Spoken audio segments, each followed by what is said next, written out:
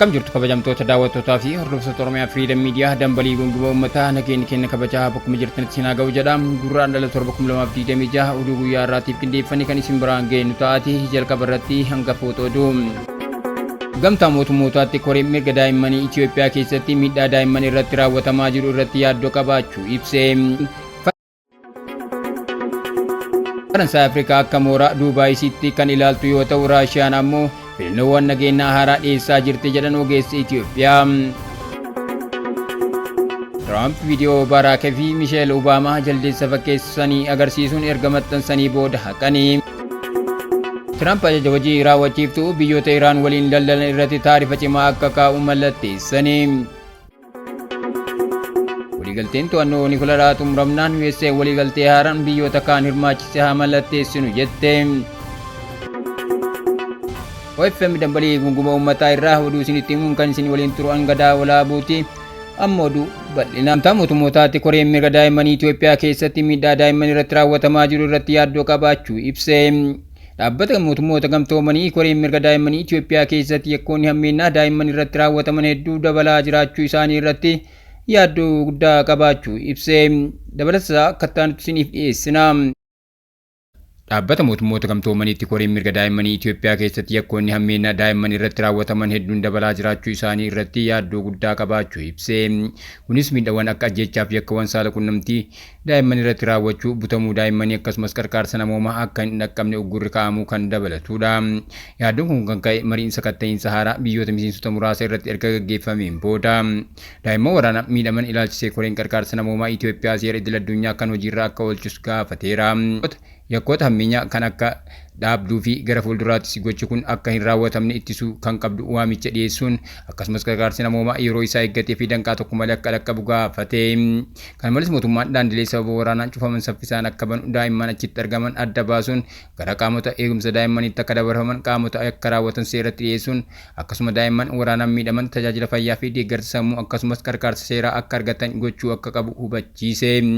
Koreen kun dabalataan daa'imman irratti humni jeequmsaa baay'ee babal'achuu isaa irratti yaaddoo cimaa qabaachuus ibseera. Kunis maatii keessatti kan raawwatamu miidhaa fi tuffii yakka saalaa irratti hundaa'e dararaa mana barnootaa akkasumas karaa miidiyaa hawaasaatiin yakkoota daa'imman irratti yakka saalaa raawwachuu kan dabalatudha.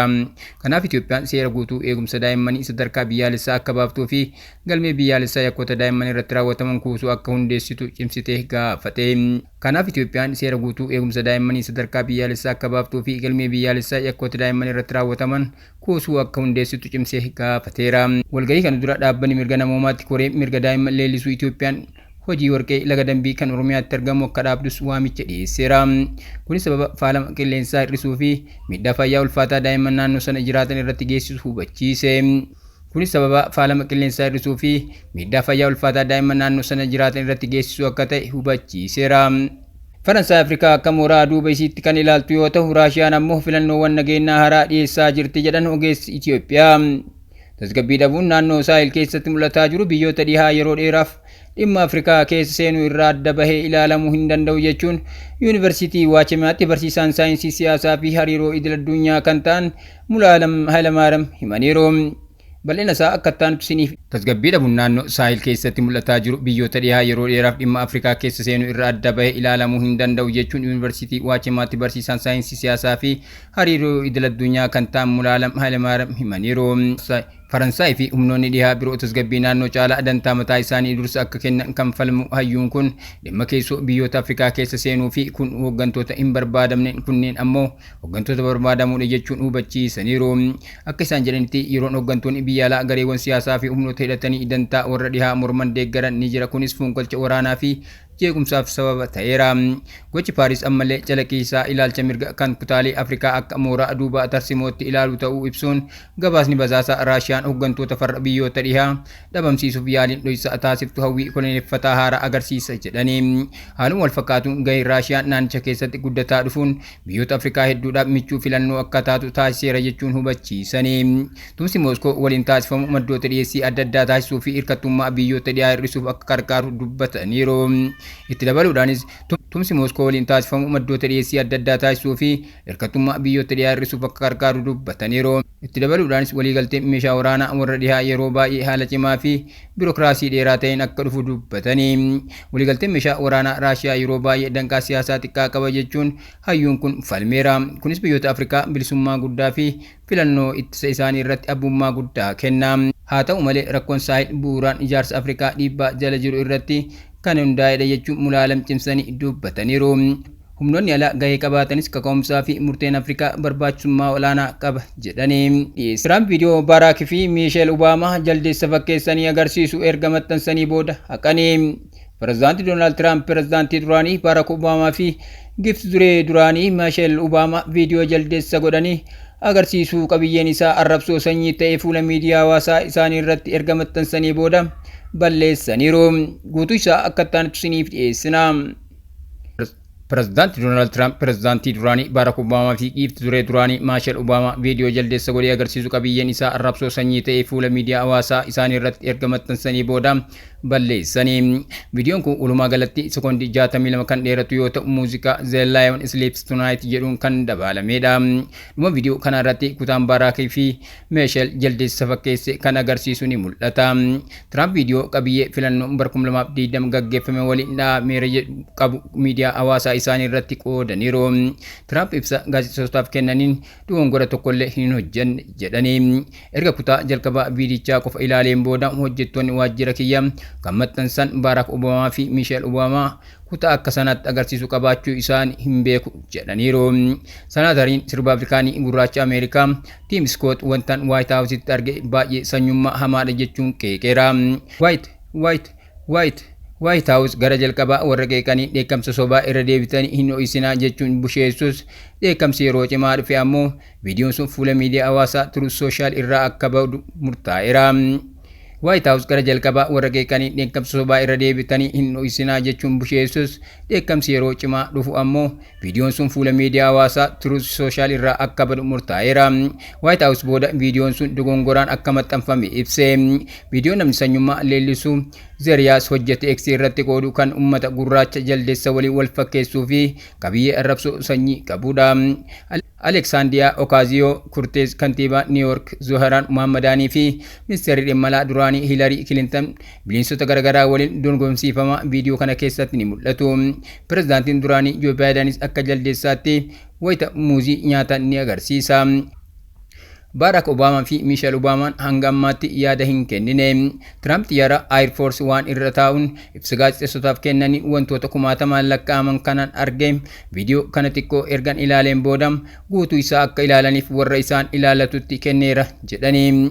Filannoo waliin dhaamuu ilaalchisee ergaa viidiyoon sun dabarse sirrii akka ta'es dubbataniiru. Deeggartoota Tiraamp osoo hin hafin viidiyoon sun sanyummaan waan agarsiisu ta'uu ibsuun fuula isaanii irraa akka haqamu hubachiisaniiru. Ripaabilikaanii bakka bu'aa New York kan ta'e Mike Lawur baay'ee dogongoraa fi qabiyyee fokkisaa kan qabudha. Hatattamaan dhiifama gaafachuu qaba jedheera. Erga viidiyoon kun fuula miidiyaa Tiraamp irraa bu'ee boodas qeequu itti fufeera. Ameerikaatti CBS akka gabaasetti michuu Tiraamp kan ta'e bakka bu'aan Florida Brian Donaldis erga viidiyoon kun maxxanfame booda White Houseitti bilbilee akka mufate ibseera. Dogongora hojjetaa pireezidaantii itti gaafatamummaa itti kennin hin baanedha deebii jedhamu akka kennameef gabaafameera. Qabiyyeewwan fuula Tiraamp irratti maxxanfaman adeemsa qulqulleessuu akkamii keessa akka darban White House irraa ibsa gaafatame. Press Secretary White House Caroline Leavitt viidiyoon kun pireezidaant Tiraampiin mootii godhee kan agarsiisuu fi dimokiraatota taatowwan fiilmii Lion King waliin kan wal dorgomsiisudha. Muufii sobaa gabaasuu dhiisaatii waan uummata Ameerikaa bu'aa buusuu irratti xiyyeeffadha deebii jedhu BBC'f kennite. Itti gaafatamaan pireezidaantii National Association for the Advancement of Colored People Derek Johnson viidiyoon kun haqamuun dura fokkisaa fi qaanessadha jechuun balaaleffateera. Tiraamp sanadoota Jeffrey Epstein irraa xiyyeeffannoon akka ka'u gochuuf yaalaa jiru jechuun qeeqaniiru. Himannaan filannoo pireezidaantummaa bara 2020 waliin dhahameera jedhu soba akka ta'e irra deebiin ibsame. Pireezidaant Tiraamp Baaraak Obaamaa fi Miisheel Obaamaa qeequun kan beekamani. Baaraak Obaamaa kan dhalate Keeniyaatti oduu sobaa jedhu tamsaasanii akka turanillee ni yaadatama. Baaraak Obaamaan garuu kan dhalate Hawaii keessatti yoo ta'u lammummaan isaas Ameerikaadha. Tiraamp ajaja hojii raawwachiiftuu biyyoota Iraan waliin daldalan irratti taarifa cimaa kaa'uu mallatteessanii. Pireezidaantii Yuunaayitid Isteetsi Doonaald Tiraamp meeshaalee biyyoota kallattiinis ta'e al-kallattiin Iraan waliin daldalan irraa galfaman irratti taarifa cimaa akka kaa'amu kan hayyamu ajaja hojii raawwachiiftuu jimaata darbe mallatteessaniiru. Bal'ina isaa akka isiniif dhiyeessina. Pireezidaantii Yuunaayitid Isteetsi Doonaald Tiraamp meeshaalee biyyoota kallattiinis ta'e al-kallattiin Iraan waliin daldalan irraa galfaman irratti taarifa cimaa akka kaa'amu kan hayyamu ajaja raawwachiiftuu jimaata darbe mallatteessaniiru. Tarkaanfiin kun kan fudhatame wayita Ameerikaa fi Iraan marii niwukilaraa Oomaan keessatti deebi'anii jalqaban irratti yoo ta'u, tarkaanfiin kun walakkaa waggaa oliif dhaabbatee ture. Ajajni kun hanga taarifa sirrii ta'e kan hin ibsine yoo ta'u, dhibbantaa 25 akka fakkeenyaatti kaaseera. Sunis maallaqa guddaa daldala doolaara biliyoonaan lakkaa'amu irratti dhiibbaa uumuu danda'udha. Biyyi kamiyyuu kallattiinis ta'e al-kallattiin meeshaalee yookiin tajaajila kamiyyuu Iraan irraa bitattee gara USA'tti erguuf taarifa dabalataa isa mudachuu danda'a. Biyyi kamiyyuu kallattiinis ta'e al-kallattiin meeshaalee tajaajila kamiyyuu Iraan irraa bitattee gara USA'tti erguuf taarifa dabalataa isii mudachuu danda'a. Ministeerri imala Yuunaayitid Isteetsi fi ministeerri daldala biyyoota kamtu Iraan waliin daldala akka hojjetan adda baasuu fi gabaasa dhiyeessuu itti kennameera. Murteen kun daldala addunyaa irratti dhiibbaa guddaa geessisuu kan danda'uu fi akka ilaalchaatti yoo ilaalle USA'n gabaa addunyaa guddittii yoo taatu waggaatti meeshaalee doolaara tiriliyoona 3 ol ta'an biyya alaatii galchite. Iraan gama biraatiin boba'aa fi gaazii guddaa ala ergii kan taate yoo ta'u, michuu daldalaa isii guddichi Chaayinaadha. Iraan jiddu galeessaan guyyaatti boba'aa barmeelii miliyoona 1.5 ol kan ergitu yoo taatu, baay'ina biyyoota Eeshiyaaf ergiti. Sirni haaraan Ameerikaa humnoota biyya bulchan kana kallattii morma. Tarkaanfiiwwan ciccimoo bulchiinsi Tiraamp fudhatan kun haala siyaasaa Ameerikaa keessatti qoqqoodiinsa keessattuu lammiileen Iraan Ameerikaa tilmaamaan miliyoona 1.5 ta'an biyyattii keessa kan jiraatan yoo ta'u, irra caalaan isaanii gara dhibbantaa 60 Kaalifoorniyaa keessa jiraatu. Lammiileen kunneen waldhabdee biyyoota lamaan jidduutti uumameen dhiibbaa maatii fi diinagdeetiin rakkataa akka jiran himama. Tiraamp qoqqobbii kana jalqaba ji'a darbee kan labsan mormii bal'aa Iraan keessatti gaggeeffamaa ture keessatti. Waayit Haawus tarkaanfiin kun maallaqa mootummaan Iraan dhiittaa mirga namoomaa fi sagantaa niwukilaraa isiif oolu addaan kutuuf kan kaayeffate ta'uu ibseera.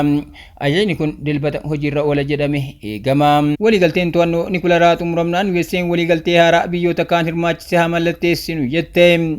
Waliigalteen hidhannoo meeshaa niwukilaraa Ameerikaa fi Raashiyaa kamisa yeroon isaa dhumate. Dabalata isaa akka isiniif dhiyeessina. Waliigalteen hidhannoo meeshaa niwukilaraa Ameerikaa fi Raashiyaa kamisa yeroon isaa dhumate.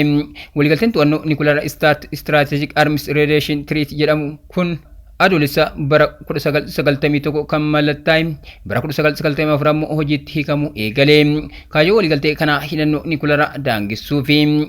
Jimaata ammoo Ameerikaan waliigaltee hidhannoo meeshaa waraanaa haaraan biyyoota kaanis hirmaachise akka mallattaa'u waamicha goote. Raashiyaan ammoo waliigaltichi waggaa tokkoof dheeressine waa'ee waliigaltee itti aanu haa haasofnu jetti. Pireezidaantii USA Doonaald Tiraamp miidiyaa hawaasaa ofii irratti kamisa waliigaltee haaraan jiraachuu akka qabu yaada dhiyeessanii. Ministeerri imala Ameerikaatti hoogganaa damee to'annoo meeshaa waraanaa fi nageenya idil addunyaa dinaannoo korri Jineevaatti waliigaltee meeshaa waraanaa biyyoota jajjaboo niwukilaraa hidhatan dheeressuu Ameerikaas addunyaas hin fayyadu jedha. Waliigaltichi duraanuu hanqina akka qabuu fi Chaayinaan waan hin hammanneef jedhu. Yeroo ammaa USA'n kanneen niwukilaraa hidhatanirraa yaaddoo qabdi. Diinannoon yeroo ammaa USA'n kanneen niwukilaraa hidhatanirraa yaaddoo qabdi. Gabaabumatti waliigalteen gam lamaa fi qaama niwukilaraa hidhate waliin tokko faana godhamu bara 2026 kana keessa sirrii fi duratti kan deemsisu miti jedhu. Diinannoon miidiyaaleetti akka himetti Doonaald Tiraamp waliigalteen to'annoo niwukilaarii haaraan jiraachuu akka qabu ifatti dubbateera. Tiraamp roobii Chaayinaan waliigaltee to'annoo hidhannoo niwukilaaraatti akka dabalamtu pireezidaantii Chaayinaa waliin dubbachuu himaniiru. Tiraamp roobii Chaayinaan waliigaltee to'annoo hidhannoo niwukilaaraatti akka dabalamtu pireezidaantii Chaayinaa waliin dubbachuu himaniiru. Jeneevaatti ambaasaaddarri Chaayinaa kan dhimmoota to'annoo meeshaa waraanaa Shenzhen Chaayinaan waliigaltee haaraa kanarratti Moskoo fi Washington DC waliin hin hirmaattu jedhanii. Beijing ofiisii meeshaalee waraanaa jajjaboo lakkoofsaan xiqqoo ta'an 600 caalle kan qabduu fi Raashiyaa fi USA mataatti meeshaalee waraanaa jajjaboo jedhamu 4,000 qabu jetti. Hidhannoon kun kan biyyoota lamaanitti yoo fakkeeffamu fardaa lafa ta'uu ibsiti. Jeneevaatti ambaasaaddarri Raashiyaa dhimmoota to'annoo meeshaalee Gennady Kotlyarov Ameerikaan waliigalticha akka dheeratu fedha dhabuu Ameerikaatti gadduu ibsanii. Moskoon garuu mariidhaaf qophii ta'uu himaniiru. waliigaltee ifaan gam hedduu kan to'annaa fi hir'isa Nikolaraa yoo jiraate Raashiyaan qajeeltoo isaa hordoftee ni hirmaatti. Adeemsa kana keessatti UK fi Faransaay yoo hirmaatan kan hirmaatan yoo ta'e jedhaniiru. Federeeshinii saayinsistoota Ameerikaa gabaasa Nikolaraa addunyaa waggaa waggaan baasu kan bara 2025 baaseen biyyoonni 5 meeshaa Nikolaraa akka qaban ibse. Isaanis Biriteen, Chaayinaa, Faransaay, Ameerikaa fi Raashiyaadha. Biyyoonni kunneen Nikolaraa akka hin babal'an mallatteessuun ifatti beekamtii qabu. Garuu biyyoonni 4 ammoo meeshaa waraanaa kan seeraan ala hidhataniiru. Isaanis Hindii, Paakistaan, Israa'elii fi Kooriyaa Kaabaati. Kabajamtoota daawwattoota keenya. Tamsaasni keenya akka namoota hedduu bira gahu peejii keenya follow share gochuun akkasuma YouTube chaanaalii keenya subscribe godhuu hin dagatinaa. Oduun guyyaa kanaaf qabanne kanneen turanii waan nu daawwattaniif galatooma.